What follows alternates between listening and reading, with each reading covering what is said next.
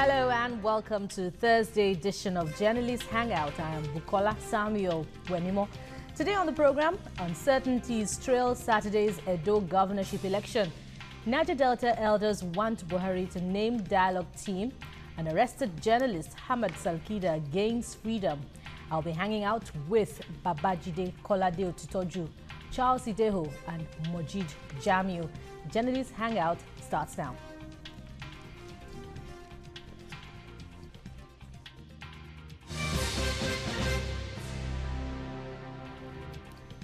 Thank you for staying tuned. As against the uncertainties that earlier trailed the Edo State governorship election, the Independent National Electoral Commission, INEC, has finally announced that it will hold as planned. INEC says it will not take instructions from any institution with regard to the performance of its constitutional duties. The electoral body made direct objection to the advice of the Department of State Security, DSS, and the police at a stakeholders meeting in Benin on Wednesday, asking the umpire to postpone the election on security grounds. Gentlemen, in as much as it's out of place for INEC to take instructions from any institution, strong words there from INEC, will it not be dangerous for INEC not to heed the call by DSS? Surely the DSS doesn't give intelligence warnings lightly. Well, for me, I think at this point, I think we're already faced with a lot of hurdles in that election. Before now, we were all believing that the election will go smoothly, but the security concerns that have been raised by the DSS and the security agencies really have it's not going to help the election. Why did I say so? There's going to be palpable fear in the system. A lot of people are going to be afraid to come out, even if they have been assured that the election is going to hold without any let. But creating that fear in the minds of people will remove the free and fair, level that we're supposed to attain in that election. And then also, we also look at it that if PDP loses the election, they are also likely going to say because fear was created in the minds of people, so their own supporters could not vote freely. So whether you look at it from left or to right, I think raising that concern is a minus on the election. Even if you look at the 2010 Electoral Act, what is INEC that is vested with that duty to either postpone or cancel? And if there must be any reason for that at all, it has to be cogent and has to be verifiable. Now, this issue of security concern we are raising now, talking about Edo, and you are hanging Edo with the issue of militancy. Edo has never been known for militancy. For militancy, because even when you look at Edo, because of its affinity with the Southwest, because of course, you know, before the 1963 plebiscite, which gave the Midwest, which carved Midwest out of the Southwest, the Western region, Edo was part of the Western region. So that voter awareness, that political sophistication, excuse me, that is in Southwest, is still deeply rooted in Edo State. So when you're talking about where you find politicians who are sophisticated, who are well educated in terms of politics, you find them in Edo. And Edo has never been known for anything like insurgency. But armed robbery, yes. Kidnapping, yes. But insurgency or anything like what they call this militancy, it's never been part of Edo. Let's take it to Majid. Yes. Militancy, insurgency in Edo State, of all states, not even anywhere in the North Central. What's your take? It's unfortunate that the DSS and the police and the other security agencies, even if you have such intelligence report, you should share it with INEC first, not with the public. Well, I could recall when the news broke yesterday, what the INEC chairman said was, as at 6 p.m., he was yet to receive any report from the DSS as per the advice to call off the election. Now, like Charles said, that development alone is enough to heighten whatever the stakes were for the election in terms of insecurity. If I think it's the DSS and the police and the other security agencies that are even causing problem in Edo now, because even in the build-up to the election, we've had little or no cases of violence or attacks or compared to what we had during the Rivers and Bayelsa elections. The case we have in Edo could be likened to the election that produced the Yaya Bello in Kogi. Very smooth to the build-up, to the election, except the usual anxiety that, an election is coming. So it's rather the security operatives with that very furious report that is heightening the security situation in the state, and more so. Even if you have that kind of report, it's a report that should be shared with the electoral body. Behind that has in strict confidence. Yeah, in strict confidence. Okay, Jude, if the intelligence report was unfounded or not, surely the DSS must perform its constitutional duty. What are your thoughts on INEC's reaction specifically to the DSS warning, saying that the DSS cannot tell it what to do? Well, it is not that the DSS cannot tell it what to do. It is not that the DSS cannot, or that the police can say, look, at this time, it's dangerous to have this election. The critical thing that ought to have been done was to show clearly that we have valid reasons. If you want to ape what Dasuki did, Dasuki cited the Constitution, which says clearly that no part of Nigeria should be left out in the conduct of the Nigerian general election. It is clearly stated in our laws. No part. And for that reason, because he said, okay, this is what we are going to do. We need more time to capture areas in the hands of insurgents. And if we recall what happened in 2011, election grounds were being bombed by Boko Haram. So naturally, nobody would want to see that happen in the 2015 election. So what Dasuki did was to say, okay, there are places where these guys are still in control. We want to take control of those places so that elections can hold there in line with the provisions of the Constitution. Now, before then, from around January, the Nigerian Army had made significant gains in areas held by Boko Haram, backed, of course, by their friends from Chad. We saw those gains. A lot of the states, or a lot of the communities that we have peace today were actually recaptured between January and March 2015. I know, for example, that Buniyadi in Yobe State, where those federal government college boys were slaughtered, was captured around February 2015.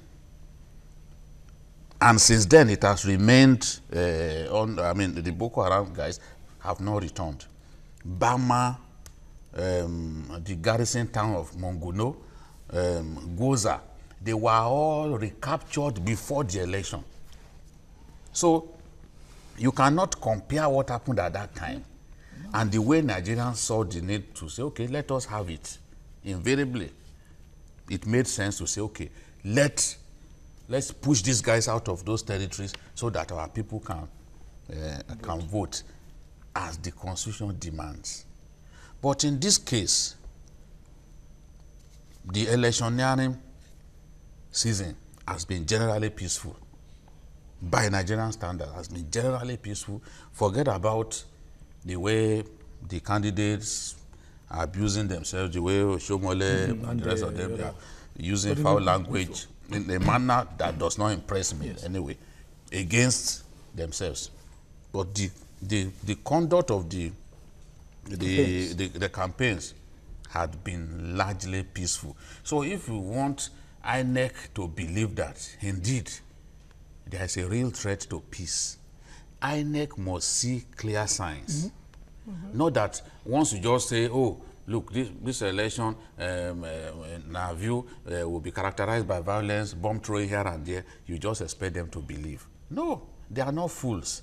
And what people fail to realize is, once INEC demobilizes, it is extremely difficult to remobilize. Exactly. Yes. You need those youth corps members. Yes. You bring them, other people, observers, another people. So it's extremely difficult. That's why it has not been easy for them to hold a fresh election in Rivers, because they have to prepare. It costs a lot of money. It requires so much planning. So to just push INEC to demobilize is not good. That's what I knew the INEC will oppose. So I guess the next question here is, what does the DSS stand to gain by raising false alarm?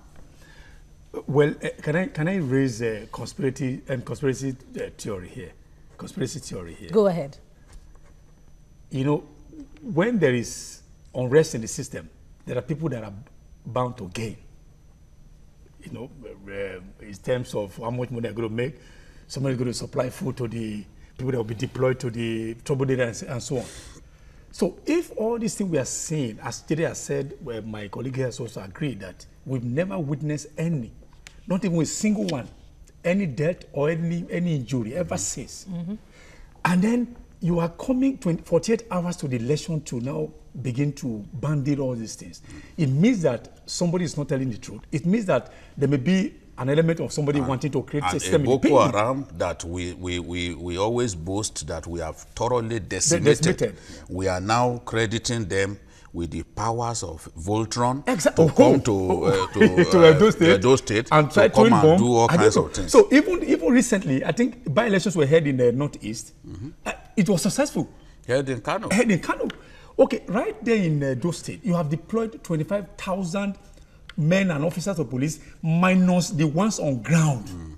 So by the time in my view, with the number of policemen that you are sending to that place, if they are not just going there to do what they are expected to do, coaches call ball watching. You know, they should be able to secure the place. When a goal is scored against them and they think that the defenders didn't do well, they say they accuse the defenders of ball watching. You know? So if the policemen are not just going to do ball watching, 25,000. 25,000. Oh, let's say 25,000 in a small state like that, with just 18 local governments. In a state where we are the maximum number of voters that we expect is even about 900,000. Now, let me also say this.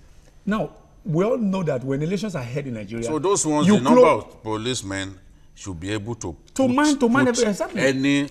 any threat to the election in check. So what now happened to the Nigerian way of voting, that you shut down a particular state? It's on a lockdown, no movement of animals, no movement of man, no movement of anything. So how with the insurgents around, we now start using jet bombers or whatever? I don't know. And apart from that, part of their reasons, of course, is the fact that, Monday is a public holiday, so some people, it's a Salah day, so some people who want to vote, they will travel for Salah. How is that their business? If those who travel, yes, they also said that. If those who travel for Salah, they're going to be a member of the political party, are they not going to be the two parties? Then they also cited the issue of the private GC that is going on, that it falls, the mathematics. But that had been fixed a long time ago. But you say the thing is, the children, who are writing exams, had been pleading that they should move the election for that reason. More than a month ago. You didn't do anything about it. So at the last minute is when you want to move. So the question is that if movement is going to be restricted, what half-truth is being told, Charles? And who is telling the half-truth and why? No, I think... let's... okay, perhaps today should take that. Let's not get in the hearts of politicians, in the hearts of DSS, in the hearts of the police. The people, the authors of this attempt to postpone this election are the only ones who can explain why they've chosen to come up with this funny idea. In my flying a very, very bad idea. Oshomole has said, well, that the postponement, will only postpone the final barrier of the PDP. Fine. the reality is we just want to see an election take place. Free and fair. We just want to see an election take place. It diminishes us as a nation that these kind of things are happening. And if you see INEC, look at that man, the prof who heads INEC now. People said all kinds of things to him yesterday that, look, naturally you will shed tears if you are in this position. All right. Let's take Samson from Lagos State. Hello, Samson. Hello. Yes, very glad to have you join us on the Hangout. Let's have your contribution. Yes, well done, our frontline journalists. Thank you. The Edo cancellation as advised by the security people is very suspect. Suspect in the sense that if the security forces notice anything, they are not just to go directly and announce to the public. There is a channel which they must go. This is just trying to make sure that things do not hold on, not because of any secret threat. Only one state out of 36. And are we saying that the security forces in Nigeria are so bereft of power and ability that they cannot keep one state safe? We will understand if it were the whole of the federation like it was before. But now it's only one state. It calls for worry. And therefore, I think this election should go ahead. It is one of the ploys to truncate the democracy that we are trying to stabilize in Nigeria. Thank you very much. Yeah, thank you very much, honestly, Samson. yeah, Samson has said it all. One state out of 36, and now the curious issue here is the fact that INEC has said it's going ahead with that election. Now, if perchance or per happenstance something untoward happens, DSS or the other characters say, we've said we cannot. That's exactly where I'm headed.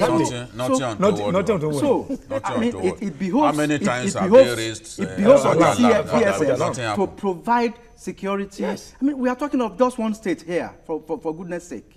I mean, we should tell the whole world that we are a serious nation. It happened in 2015 under Jonathan, and we all condemned the idea. So if we are under Buhari, and we are saying, and this government is telling us that we've made a tremendous level of progress in terms of driving these militants and the Boko Haram characters away. This is the time to prove that point, not 72 hours or 48 hours to an election that people had already prepared for. And you are saying you are cancelling because of some pockets of threats here and there. There is no but let me also say that the APC has, that's where if it doesn't work, the APC has a lot to lose. Why? This is the first litmus test. This is the first major election the APC will be supervising. APC is not supervising. No, I don't know what I'm saying for that. I've been in government. Being in government, don't please understand. INEC by its name, that first letter is independent. That's not the first election. No, the third major one. Let's not go into that. Okay, the other one I want to say. Okay, let's not go into that. The other one I want to also say. Because for all you care, those guys, the APC guys, might not even be aware of this. No, what I'm even saying, I say under this government, under the APC government, what I'm saying, I'm not saying the APC will supervise. So let me also say this. The other thing I want to say is that I am looking at a situation whereby, is it possible that the APC is jittery? And I'll tell you why it might be so. No, hold on. I said this is a rhetorical question. Because is it APC that came up with the idea of we are all here, but let me say my point. We say yours. No, I don't think when you get to you can counter it now. No, you can counter it. I don't think we make don't make no. See, the issue. I only ask a rhetorical question. No, don't bring the issue of one party being jittery. But there are two parties that are we are even looking at, and you see, people come up the security. The people who run the security, you cannot explain why they take certain actions. You and I have read reports of some Nigerian soldiers selling weapons to Boko Haram because many of them do not even want that war to end. But today, I said to allow him to finish. Chelsea's point is based on the fact that we're talking about a DSS under an APC government. I think that's where there is no link. There's really no link. But How did we come? How did we come? No. They are conjectures. How did we come? How did we come by the opinion, by the view that is APC that is G3? No, I only asked a rhetorical question. And I also said they are matters of conjecture. You ought to allow me to finish, then you can counter Okay, go on, keep speaking about it. Okay. It's APC that is G3, Abi. Go on. You have messed up, go on, my thought. Go on. So what I'm even saying is that APC should not let it seem as if they are not prepared for the election. Because over time, when you look at the build-up, the choice of candidates, rest of them. You are not even talking about INEC now. It's APC should not make it look like they are not prepared for the election. Okay, maybe we should rest on this point. Matter. You were talking about the kind of election that we're going to see based on the DSS warning about the possibility of a threat. But that question is valid. But then again, what does it say about a DSS that is giving this kind of warning and is advising against the election going ahead? Should that be the line of counsel that the DSS should provide? What does it say about its confidence in the security operatives that the country has and its ability to provide security during that election? Should that be the counsel that ought to have come from the DSS? One thing I say, the challenge. Okay, who are you? No, I teach you what. All right, Jide, take that. No, I just asked you. No, the thing is that. Well, you looked at him. I look at him also. Okay, let me also say he will also come.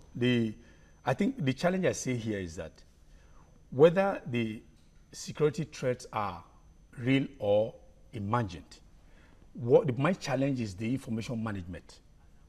Because when you have such a thing, rather than raise an alarm that will make people become afraid, there are ways you can channel this information to the right sources, like INEC, for instance. INEC, we have this and this and that. What can we do? Then they can now beef up the security. Rather than raise the alarm that will not put fear in the heart of people, that will now truncate the election that have been prepared for. So what I see is the information management, which has not been properly handled. All right. Yes. Let's take Adamu from Benue. Hello, Adamu. Good evening. Very good evening to you. Go ahead with your contribution. Yes, Adamu is calling from Benue State. Okay. Yes, about the security threat that police was talking about. And some of us are trying to see that is an APC. We should remember two things there. One, the PDP has two factions. And security, if you are talking of security, you should remember what the police said. They said they are going to be Idi Kafira, be waiting, the Salah holiday, which they are going to take care of them and they stay there. So if, how many police that they are going to move right to that place, how many police are going to go there with God? Security, they are not superhuman beings. They are human beings like. So how many of them are going to go during the election? So when we are talking sometimes, let us know that if police or security are giving me reason, you have to know that they have information there. But I'm not supporting cancelling the date of the election. Yeah. You have to understand me clear. Then the other man that is talking, that fair man that is talking about APC, let us forget about politics. You understand? Let us forget about politics. We don't even know where the court is coming from. PDP has two factions. Do you know what is on ground there? So security are telling you too. You have to be really informed. Thank you. Thank you, Adamu from Benue. Adamu is saying that because of the the type of politics that has been played ahead of the election, the possibility of a threat could be real. Well, Adamu might be right, but then I disagree with him. There is no way we can forget about politics because election itself is politics. And fine, he said, he mentioned two factions of the PDP. There could be some elements, but then the DSS or the security agencies were not actually referring to that. Yeah, they mentioned the militancy and stuff like that. The closest we've had with militants in that part of town is in Delta.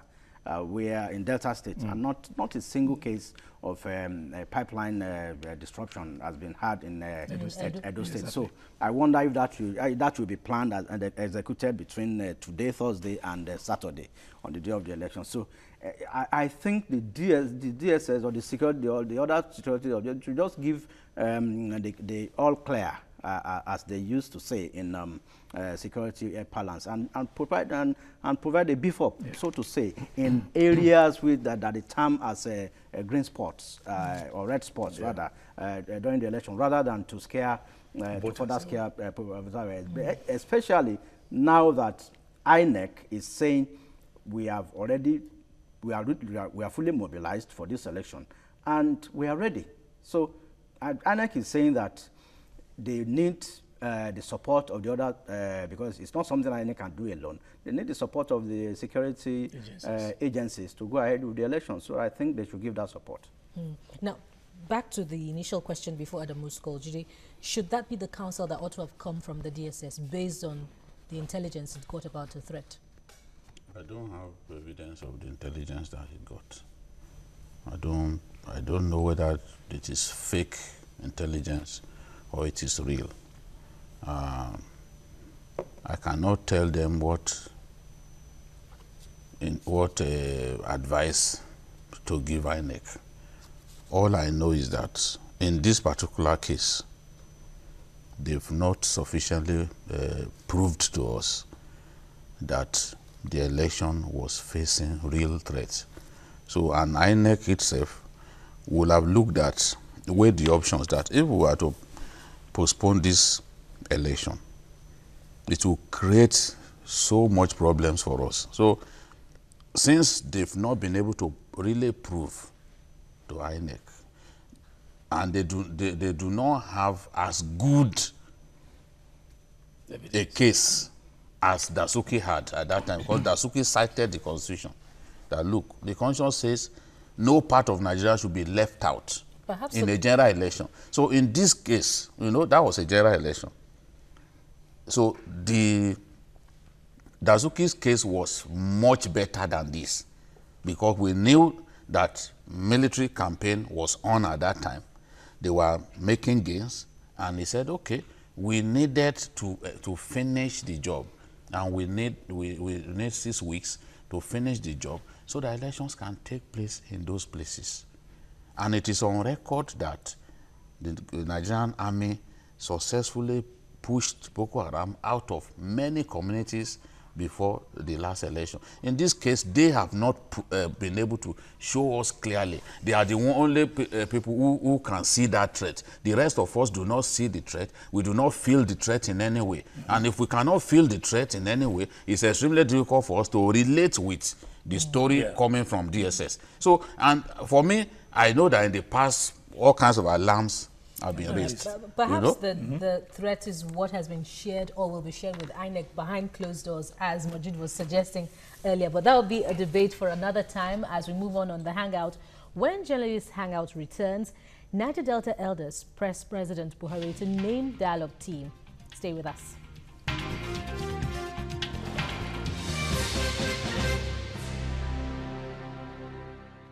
Welcome back. The elders and stakeholders in the Niger Delta are so anxious they can't wait for the dialogue between the federal government and the Niger Delta Avengers to begin. They have moved one step ahead to ask the United States to press on President Buhari to provide them with names of members of the federal government's team. Now, they have also asked the United States to prevail on the Nigerian government to stop further militarization of the region, especially now that the militants want dialogue. Yes, it's actually baffling that the army is still bombarding the region even while pushing for a dialogue with the militants and for the provision of names. Would you not rather that the Niger Delta stakeholders exercised patience with the federal government? Would you take that? Yeah,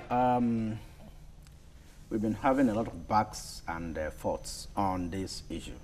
Recall that about 3 weeks ago, quote and unquote, the Avengers were said to have named Wole Soyinka as their negotiator with the federal government. But about a week later, there was another statement from, we don't even know how many Avengers or how many splinter groups we have now.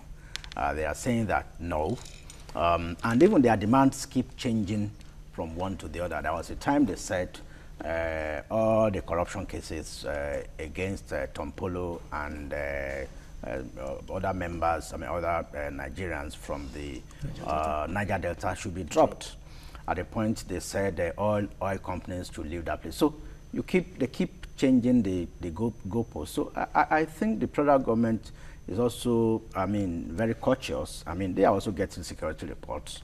And that's why after they have given them some time, they feel that these characters can be holding Nigerians to a ransom. Now, oil production in that area has dropped by 900,000 barrels at a time where even the price, is not favorable. It's almost going below the budget benchmark. So the federal government cannot continue to expect them to be detecting. There was a time the government was ready, as the Minister of State for Petroleum, Ibe Kashiku, actually said the government was ready. But then we are getting conflicting signals. As we speak now, we have about 6 or 7 splinter groups demanding for all sorts of. So I think the militants have lost that opportunity for this dialogue. Fine. That's why the government is pushing more troops to that place. To comb that place. You can see the kind of activity that happened in Ikorodu and Arepo. They were cleaned out of that place. Although the Niger Delta is a different terrain, but the kind of military activity, the operation Crocodile Smile that is going on there. The Avengers launched. I've never seen a crocodile smile. No, that's ridiculous. Okay. No, you see, it's Crocodile Smile. The Avengers launched Operation Crocodile Tears. Yes. The military is not replied by Crocodile Smile. So, and rather than the crocodile ties from the now I think the militants are calling for the negotiation now. At a point, they were not ready. But I think, you see, the government is using a carrot and stick. Yeah. So, and now, especially with the discovery of crude oil in Lagos, and with the statement from the Emir of Kano that Nigeria needs Lagos more than that place, I think they are coming back to their senses. And don't forget that the UNEP was able to get the federal government to do this $1 billion cleanup, which they have actually messed up now. So the government cannot continue to sit down and fold its arms and expect the militants to be dictating this. But I believe that at a point, dialogue might still be, but then I think the federal government is having a upper hand now. I'm picking up on the point, opportunity you made. You said that they have lost the opportunity. And relating that to the approaches that they have taken severally, there was a time they also asked that they present an international organization as a front for negotiation. Now they're towing the way of the U.S. Peace, yeah. Now, will this give them an advantage, an edge in getting the federal government's attention? By calling on the U.S.? By calling on the U.S. It's not going to make any difference at all. Why do you say that? Because this is Nigeria is a sovereign state. Whatever is happening is internal, okay? And then we also have internal mechanism to be able to resolve our issue that is external. The thing is that I come from Niger Delta, and I'm a stakeholder. Are there troubles? Are there challenges in Niger Delta? Yes. Does it require governments, more presence? Yes. But the way the Avengers or the militants have been taking it is not the way to go about it. As Mojit said, when you are making demands, you are agitating for a better life, but your wish list, you really can't determine what is contained. Today you present one. Now you are even dragging even the southeast. I pop into what has something to do with it, because even geographically, these are clear spelled out areas. Okay. On the one hand, you say, Nnamdi Kanu should be released. Then on the second hand, you are saying something, and then even the elders who are championing this cause now, they are not people that really can speak for Niger Delta. These are people who, most of them, not all anyway, who fed fat during the president of who is the son of the soil. While Jonathan was there, most of the people were there they didn't really do much to say, okay, now that we have a son there, let this development be clamored for, let it come. But it didn't come. Most of them were looking for how to enrich themselves. Take a look at the weight that federal government what the federal government has done over the years. You have the NDDC, you have the Ministry of the Niger Delta, you have the 13% derivation that accrues to all the states of the South, the East, and then the other 3, 1 from Southwest and 2 from Southeast. What can we see on ground that have been done with this money? It's not, you can't see anything. And then each time you find the board of NDDC being constituted, you have Niger Deltans making about 80% of, if not of the 100%. Board. So who are you going to be pointing your fingers at as being responsible? So what I expect that should happen now is that let the Niger Delta Avengers or the agitators come with a clear-cut wish list of what they expect the government to do. Then government can now listen, and then the team can be drawn from both sides. Then we sit at the negotiation table and then iron these things out. But at the heart of this wish list is what the song they've always sung. What's that? That's resource control, fiscal federalism. No, they want to control it's their not because, resources. Except you want us to abrogate the sections of the Constitution that has to do with these issues. It was during Abacha's time that this issue of 13% reservation was given to them. It was 1% before. There was time there was none, then went to 1 and then to 13. The Constitution right now vests the control of resources on the federal government, which of course controls which operates on the exclusive list of the Constitution. That aspect of the law has to be amended, and the federal government cannot operate outside the laws of the land. So that's exactly the way I see it. Now, we'll find out whether the federal government can reach a middle ground with the militants. But in the meantime, do you also agree that the militants have lost all forms of credibility? Is there perhaps any shred of credibility that they can present in this bid to get the government's attention? I don't know about credibility, but I do know that the federal government promised to negotiate with the Avengers. Several times President Buhari said, we are not opposed to negotiation. The Minister of Petroleum Resources has said that repeatedly. So if you said you are going to negotiate, why don't you go ahead and negotiate? We are losing money. But with which group? The reality is, we negotiate with the Avengers. There are people who know who these guys are.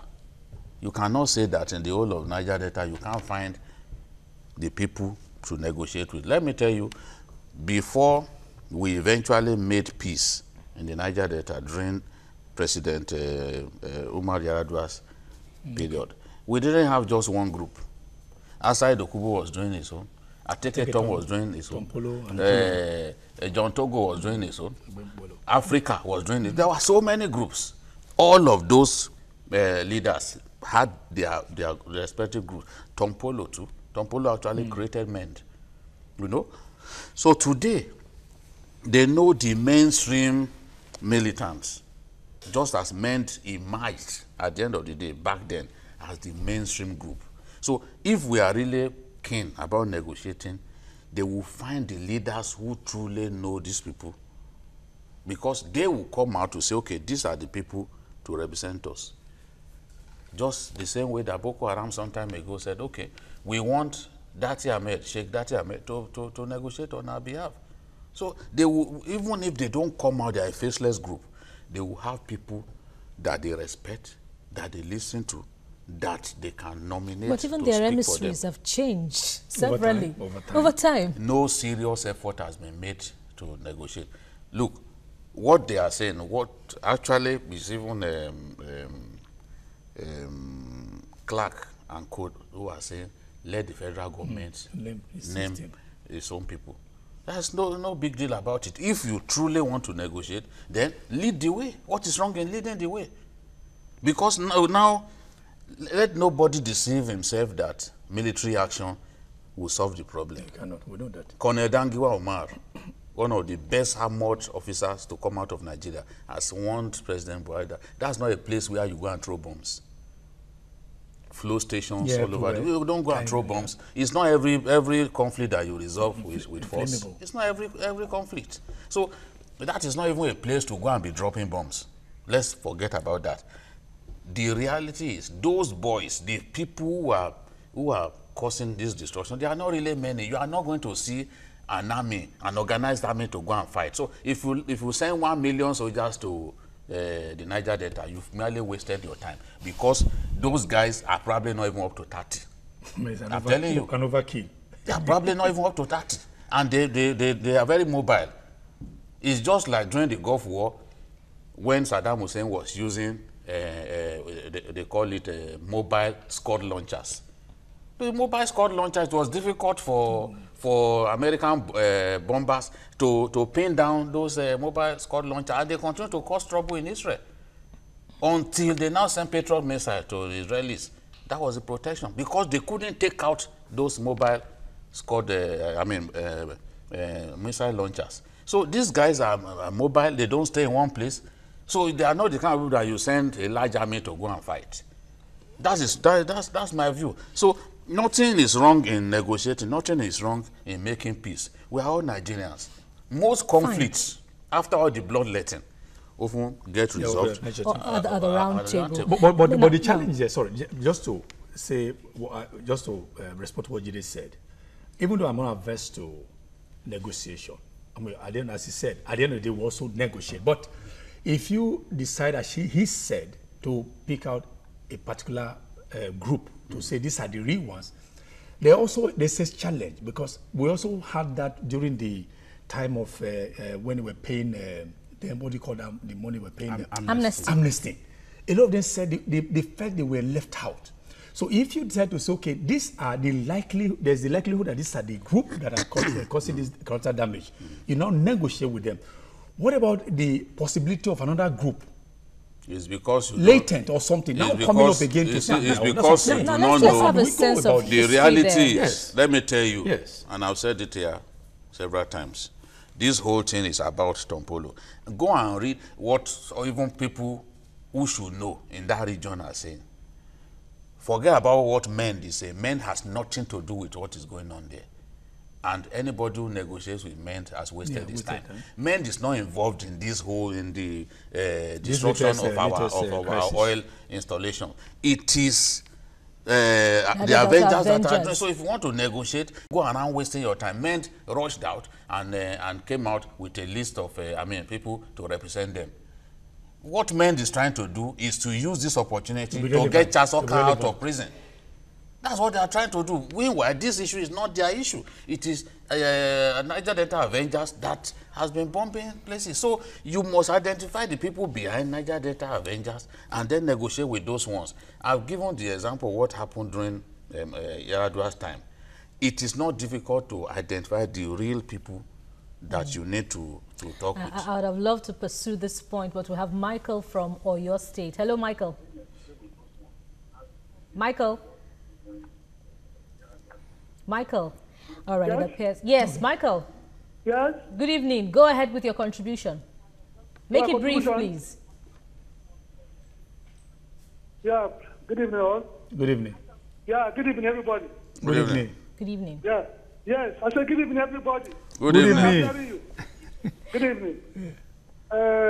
You see, all this trouble that we are facing, I remember about a week ago or two, the Lagos State government, House of Assembly, Lagos State House of Assembly, they agreed that the workforce of the place, the workers should be 60 to 70% must come from Lagos State. They said the workforce must come from. If they had done this to Niger Delta people, there would be no crisis today. They just seized everything. Other people are mainly there. Are you hearing me?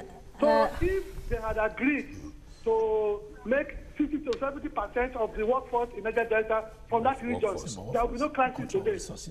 All right, thank you, Michael. But we're not talking about workforce. No, I think he's talking about resources. That that 50% of the VAT, for example, that comes from Lagos. I think he's talking about resources. That Lagos generates about 50%. No, he's talking about workforce. Workforce. He's talking about that most of the workforce. Maybe he's trying to say that perhaps. Yeah, I think he meant something else. So don't let me. I think he's getting it confused. Whatever his intention or meaning was, we have to end this segment. But moving ahead now, Hamad Salkida, the Nigerian journalist arrested on Monday by the State Security Service SSS, has been released. Salkida was declared wanted on August the 14th alongside two others, Aisha Wakil, a lawyer, and Hamad Bolori, a peace activist based in Maiduguri. The two turned themselves in the day after they were declared wanted and were subsequently granted administrative bail. But Salkida was accused of aiding Boko Haram. He has, however, denied the allegations. Now, gentlemen, there always is a problem with journalists who associate, even though in the course of doing their job, with people who are on the other side of the law. Is that what is playing out with Salkida and his colleagues here? Who wants to take it? Majid, let's have you take it. There is no smoke without fire. And Salkida, Mama Boko Haram, and Ahmed Bolori, they've been involved in negotiation, or so to say, getting the demands of these Boko Haram guys out. And if you claim to be a patriotic Nigerian, I think you should put your patriotism first before your journalism instinct. I recall that the last video released by Boko Haram was actually, 24 hours before the video was made public. Salkida tweeted on his handle that he has a new video from. But there's a dilemma there. You're saying that patriotism should come first before professionalism. Yes. What's the defining line? See, the thing is, this is a very critical issue. It's an emotional issue. Salkida should think about himself being as a father of one of the Chibok girls, and you could see the emotional torture being faced by these parents. And to say that he knows little or nothing about what is happening is prosperous. But then, the way the DSS to handle the issue, is beyond comprehension. You just issue threats. You declare somebody wanted. At the end of the day, the three of them came, and nothing happened. It was the army. Sorry, the Nigerian army. So, it calls to question the way they manage information. It's not today. It didn't just happen yesterday that we have always known that these three guys have been in contact. Rather than declare them wanted and issue threats and stuff like that, you can make subtle intelligence calls to them, and they will have profiled better. Now, the Nigerian army is even putting the lives of those three people at risk, because now Boko Haram will not feel safe to give them information again. So information management, intelligence gathering, it's like the way our intelligence agencies are handling them calls for a lot of questions. Let me come to Judy now. If you were in Salkida's shoes, how would you strike a balance between journalism and patriotism? Let me borrow his words. I do not have any evidence that Salkida has not been a patriotic Nigerian. In fact, he's more patriotic than some of the people accusing him of supporting Boko Haram. This man almost lost his life. Boko Haram came for him. He left Nigeria. He ran away. They came for his dad. He ran away, ran to UAE to hide.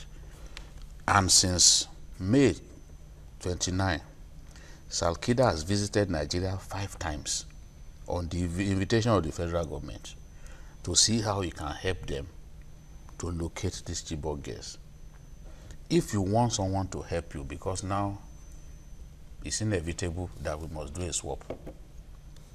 If you want someone to help you to identify the real people, the authentic people that we can negotiate with, so that we don't get our fingers burnt in this whole matter, the way we have treated them was not the way to treat them. Sarkida, using his contacts and all that, he could actually tell you that, yes, these are genuine friends of Boko Haram that you could actually use as mediators in reaching them, so that in the end we get these girls freed. He's been doing that. He's always come home to do that. In fact, when they said they were declaring him wanted, he said, look, I'm ready to come home now. Give me the ticket. If they can send the ticket, it will hasten his return home. He didn't ask for ticket. He said, if they will send the ticket now, it will actually hasten my coming home. And he came home. When newspapers reported that he was arrested, I don't know, at the airport, I do not believe he was arrested. They just went there to pick him. He was not arrested. He was not arrested. They went there to pick him. He told them ahead of time that, look, I'm coming into town. They knew the flight that was bringing him. And then he came down. They had discussions with him. Everything that he came with, his gadget, returned to him. Exactly, everything. So he's been helping his country. He's been giving information. If the government didn't think that, look, it could be useful, they wouldn't have invited him 5 times between May 29 and now. And then you just declare them wanted, give people the feeling that, oh, they do not want to provide information. These are people who, on their own, remember the NTA reporter who was killed by Boko Haram. Even Salkida now is not safe, especially when Boko Haram is now split into 2 factions. That's the dilemma I was talking about earlier. It's not safe. It's not safe. So It's not even safe. his movement, he has to be very careful. I can understand why he came down from the UAE, because if you are declared wanted and you are in a foreign land and you do not clear your name in good time, they will soon they will not waste time to deport you. So Sarkida, in my view, has done nothing wrong. Remember, these guys, they all grew up in Maiduguri together. You will just find out your former best friend had decided to go and join Boko Haram. Remember, even the former commissioner for local government affairs under Sheriff, he joined Boko Haram and was executed by Nigerian police. You know, that's a summary execution. So these are people that they grew up with, so they know them, they have information, but it doesn't make them conspirators with Boko Haram. It doesn't mean that they know the exact spot where those girls have been kept, because those girls have been moved repeatedly. They are not fools. Terrorists don't just keep their prized assets in one place. No, they keep moving the girls around. Charles, the same question, but in a different way. Jide said something about not exactly providing information that your source has given to you, based on confidentiality. But you could also tell the government that, okay, these are their friends, these are authentic people that you can do deals with. But how will your source, Boko Haram now, how will Boko Haram see this? Wouldn't Boko Haram interpret it as a breach of friendship, of association? A very potent, I would like to look at a very potent tool on the hands of Nigeria have been wasted in Sarkida, because they needed Sarkida as a pointsman. They could have used him to gather more intelligence. The army was too hasty, or it's as if they were desperate. Take a look at Amapo. Christian Amapo had occasions as a journalist to even get to the enemy line, interview during the Yugoslavia war, and rest of Bosnia. them. But the US didn't declare her wanted as an accomplice after the Fatos war. Journalists by our training, okay, you can those have warlords, those drug lords in Mexico. They want to do interviews with them. So at their point of entry, the US did not arrest them to say they have information. They had to take us to where they are. No, you don't do that. Look, the US could have used Sarkida as a tool for more intelligence gathering, just like an espionage. There's a way to do it that you will even know that the Sarkida is working for both the enemy and the government. There's a way you do it very clean. The Israelis do it perfectly. They do it perfectly. You would think the other the enemy with volunteer information, he or his own will give same to the government, and which will also aid this issue of knowing where the guests are. But declaring him wanted was wrong. The army was desperate. The army didn't. The information was. I'm happy that it was the DSS. The DSS has taken over. So, what I expected to have done is that to befriend, rather than emasculate him, you befriend him. What is even wrong in receiving video? So this jet age. You can stay in your home. And upload. They send it to AFP. It doesn't make AFP. It doesn't make an accomplice. It shouldn't be making an exclusive out of it. But no, look, he's not doing his job. Rather than emasculate him. It doesn't make him a Boko Haram. It doesn't make Boko Haram accomplice too. All right, gentlemen. Thank you very much. Majid Jamiu, thank you very much. Charles Adeo, thank you very much. And Babajide Otitoju, thank you very much. That's all on Journalist Hangout. Why not join us again tomorrow, same time, for another edition of the program. Watch the repeat broadcast tonight at 11. You can also watch Journalist Hangout on YouTube. That's at youtube.com/TVC News Nigeria. Our feedback channel is Journalist Hangout at tvcnews.tv. I am Bukola Samuel Wenmo. Bye for now, and God bless Nigeria.